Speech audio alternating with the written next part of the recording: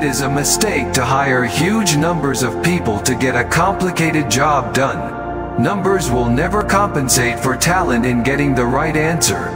Two people who don't know something or know better than one will tend to slow down progress and will make the task incredibly expensive.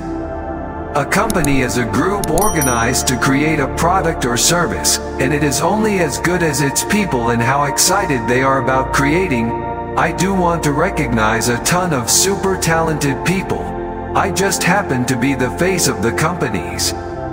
People work better when they know what the goal is and why. It is important that people look forward to coming to work in the morning and enjoy working. If you're co-founder or CEO, you have to do all kinds of tasks you might not want to do. If you don't do your chores, the company won't succeed. No task is too menial. I say something, and then it usually happens. Maybe not on schedule, but it usually happens.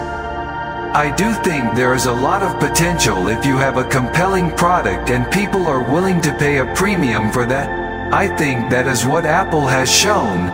You can buy a much cheaper cell phone or laptop, but Apple's product is so much better than the alternative, and people are willing to pay that premium.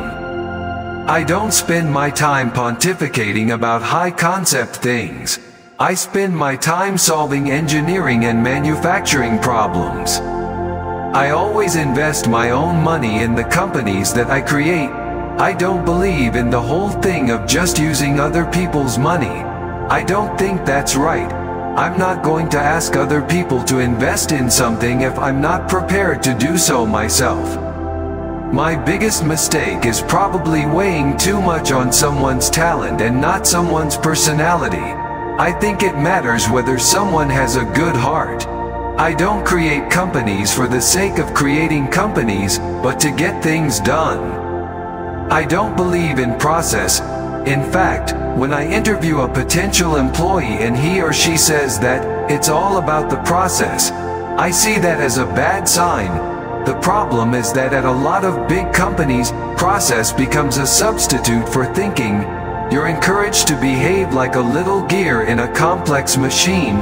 Frankly, it allows you to keep people who aren't that smart, who aren't that creative.